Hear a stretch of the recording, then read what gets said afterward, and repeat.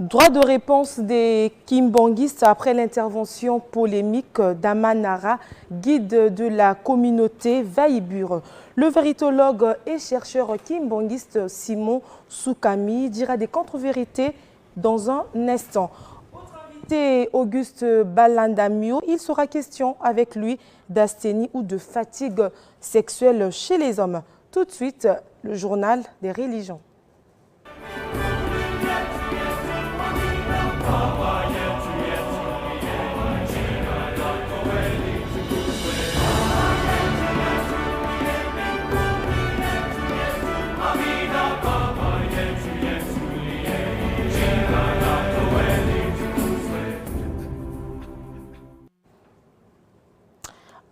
Voilà, droit de réponse des kimbongistes, comme nous l'avons annoncé, et Simon Soukami est en place pour le faire. Bonjour le véritologue. Bonjour madame. Comment allez-vous ce matin? Ça va très bien. Voilà, on sent beaucoup d'enthousiasme déjà. Vous vous inscrivez en faux contre les propos d'Amanara lorsqu'il affirme que le kimbongisme n'est rien d'autre qu'une copie du salutisme, notamment avec les fanfares et l'allusion à l'armée, suivant cet extrait. Non, regardez. Connaissez-vous les trompettes?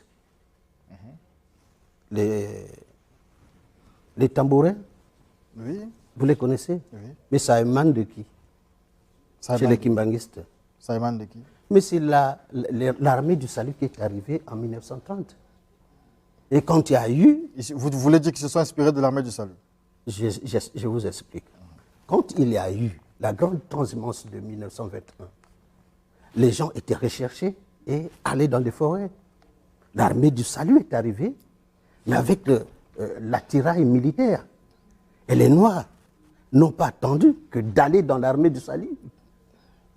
Mais la première guerre entre l'Europe et les Américains, c'est là.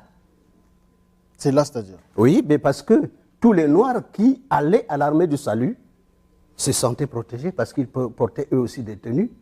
Il y a eu une grande guerre civile vers le Manianga à cause de ça, parce que les Américains étaient avec l'armée du salut.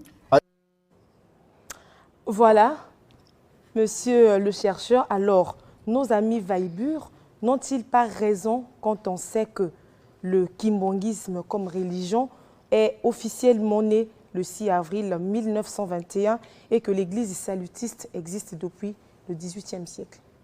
Merci madame pour la parole. Premièrement, je rends gloire et honneur à sa divinité Papa Simon Kimbangu Kiangani, qui est Dieu le Saint-Esprit, le chef spirituel et représentant légal de l'église kimbangiste, le grand roi divin Kwatulendo. J'avais laissé un message ici la fois dernière que tous ceux qui viennent ici, qui viennent dire des choses tantôt bourrées de mensonges, de respecter Papa Simon Kimbangu, le Saint des Saints, et son église. Et celui qui osera, moi le véritologue, je reviendrai pour lui. Aujourd'hui, celui qui est vice au collimateur, c'est M. Anakral de Vaibur. Tout ce que je vais suivre vraiment, c'est le grand mensonge, et je dirais l'immaturité spirituelle, encore l'aveuglement scientifique, encore bien spirituel, soi-disant, de celui qui vient, permettez le terme, d'un autre univers cosmos, d'un extra-cosmos. Vraiment le mensonge. Je ne connais pas d'abord l'histoire de l'église kimbangiste. Alors, celui qui compte révolutionner le monde avec le mensonge, je dirais c'est très grave. Alors, pour effacer son mensonge, je dirais ceci, c'est une fausseté, tout ce qu'il a dit. L'histoire de l'église kimbangiste, tout a commencé le 6 avril, vous venez de le dire vous-même. Papa Simon Kimbangu, lorsqu'il a commencé son ministère, le travail grandissant avait demandé au Christ de lui donner les disciples. Et par la suite, les disciples sont venus, ils étaient tellement nombreux, et Papa Kimbangu avait chassé d'autres par rapport à ce qu'il a vécu par la transe que le Christ lui avait montré. On leur donne l'aubergine amère qu'on appelle le kinsukulu. Et ceux qui étaient restés, c'est ceux-là maintenant, ces disciples-là, pour les affermir à la fois par rapport à la répression coloniale. Papa Simon Kimbangu, un jour en Tamba, avait ouvert le ciel et leur avait montré tous les instruments musicaux d'une fanfare, joués par les anges. Et avait dit à ses disciples, voilà les jours à venir dans l'église kimbangiste, la fanfare que nous aurons dans cette église. Et c'était pour les affermir. Et une fois Papa Kimbangu nous a quittés, et Papa Diangenda, qui est Papa Simon Kimbangu, quand je parlais de la multicorpologie, et en 1957, le 26 septembre 1957, c'est là qu'il va mettre en place maintenant la fanfare kimbangiste. Donc le mensonge qu'il a dit là sur la fanfare il qualifie d'abord l'année, j'ai vu, de l'année 1930. C'est le gros mensonge encore parce que en 1930, l'église Kimbangui fonctionnait de la clandestinité, sous la direction de Maman Mouil. Donc aucun de Kimbangui ne s'intéressait à ces choses-là. Puis le 5 juin 1921 en Kamba, lorsqu'on est venu arrêter Papa Simon Kimbangu pour la tentative d'arrestation manquée, lorsque les soldats qui ouvraient le feu, c'est l'eau qui sortait dans le fusil. Donc aucun Kimbangui ne s'intéresse à ces choses-là. Donc c'est le gros mensonge de ce qu'il a dit là. Alors, maintenant pour balayer cela, ça c'est la vraie histoire que j'ai donnée sur l'autre là. Et la tenue maintenant de l'église Kimbangui, c'est une révélation de Papa Simon Kimbangu à son fils Papa Diangenda en 1959, lorsqu'il a fait l'accident le 28 juillet 1959. Donc, tout ce qu'il a dit là concernant l'armée du salut, l'armée coloniale, il n'y a aucun rapport entre l'église Kimbangui et l'armée du salut qu'il a évoqué là, ou encore l'armée de l'église salutiste. Aucun rapport. Puisque voilà, tout ce qui se fait... En parlant justement de l'église kimbanguiste, est-ce que la vision qu'avait Simon Kimbangu était en fait, la vision émanait de lui-même, où il a eu aussi peut-être d'autres soutiens des gens aux alentours qui lui ont boosté à mettre cette religion en place? Non, non, madame. Papa Simon Kimbangu, je le dis toujours ici quand je viens ici, il est le Saint-Esprit de Dieu, dont l'envoyé spécial de notre Seigneur Jésus-Christ. Donc, la troisième personne au lieu de la Trinité. Tout venait de lui-même et ce que le Christ lui donnait comme directive pour sa mission. Donc, rien de ce qu'on lui donnait comme des conseils. C'est lui-même qui planifiait tout pour accomplir sa mission. Donc, voilà ce que je viens de dire là pour balayer le mensonge de ce monsieur-là. Je pense qu'il ne connaît rien du tout. Tout ce qu'il a dit, c'est du blabla, il n'y a rien. Voilà l'histoire sur l'église Kimbangui. Alors, en ce qui concerne la vérité, si je peux anticiper, sur son mensonge là et le Nkwatulendo, voilà. Voilà, en parlant justement de ça, monsieur... Avant d'aborder ça, excusez-moi une minute. Voilà. Okay. Donc, sa science qu'il a qualifiée de quelle science, je ne sais pas. D'abord, moi j'appelle ça une science d'illusion. C'est l'illusionnisme. Vraiment, c'est du n'importe quoi. Et donc, si on peut aborder le Nkwatulendo, on peut aller avec vous. D'accord. Alors, une autre question aussi dans ce sens, abordée par le grand maître Vaïbur, est liée justement aux questions du Kwatulendo. Revivons exactement ce qu'il a dit à ce sujet. Le Kwatulendo est là? Ben, il est là. Il peut venir le Kwatulendo. Applaudissez quand même le Kwatulendo quand même. Applaudissez le Kwatulendo. Attendez. Rapidement le Kwatulendo. Il est comme ça seulement le Kwatulendo? Ben oui, il est comme ça seulement? Il est comme ça. Allez vérifier. Et bon, voilà. Et qui passe par là? Voilà. Venez ici. Il est né. Moi, je touche le Kwatulendo, voilà. Il est né en 1989 dans sa cuvette ouest natale. Alors, on lui dit il faut rechercher quelqu'un. Il est venu me trouver en 2015 et je les attendais. Il y en a 3 autres qui sont là.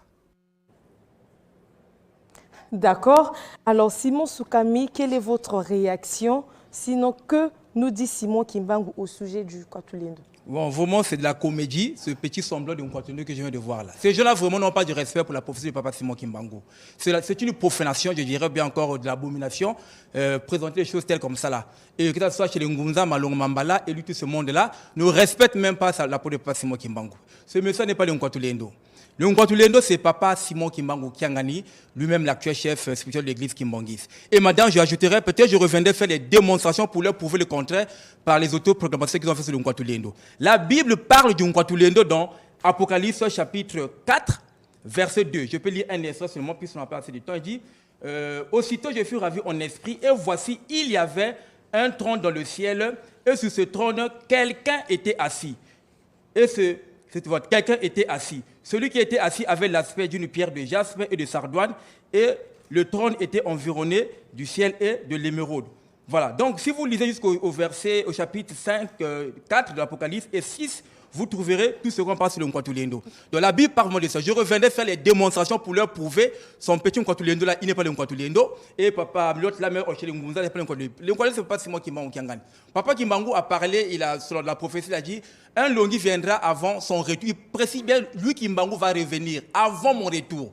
Donc, est-ce qu'on peut dire que ce monsieur-là est Papa Simon Kimbangu? Ou bien encore Malomba est Papa Simon Kimbangu? Donc, il y aura un précurseur. Voilà, le précurseur, son... c'est le Ndongi qui devait préparer son arrivée. Et j'avais démontré ici, le Ndongi, c'est Papa Dialunga Nakiangani. Et Papa Simon Kimbangu Kiangani, qui est l'actuel, c'est le Kwantulendo. Et d'abord, la preuve en est que vous voyez la façon qu'il est reçu par les chefs d'État. Tout dernièrement, le président de la République l'a reçu ici. Ça, c'est par le pouvoir politique. À Kinshasa, le président Tshisekedi le reçoit de temps en temps. En Angola, le président Eduardo Santos. Actuellement, il a attendu chez le président Joao Lourenço d'Angola. Bon, voilà par le pouvoir politique comment il est en train d'être reçu par ces chefs et la considération qu'on lui donne. Vous avez vu le chef d'État qui est parti à Kunzulu, voir les activités de Papa Simon Kimbangu Kiangani. Bon, eux, c'est le Kwantulendo. Maintenant, avec leur pouvoir politique, qu'est-ce qu'il fait? La date du 6 avril, qui fait aujourd'hui reconnu comme chemin férié. Qui a fait ça? C'est Maloro Mambala ou bien c'est le petit Kwantulendo? C'est Papa Simon Kimbangu qui a déplacé le président Félix Tshisekedi de sa maison, de son palais, pour venir en Kamba, proclamer cela. Aujourd'hui, c'est maintenant une date fériée comme les autres. Maintenant, qu'est-ce qu'il fait en tant que Kwantulendo? Moi, je pense qu'il doit revenir ici, démontrer vraiment comment ils sont des véritables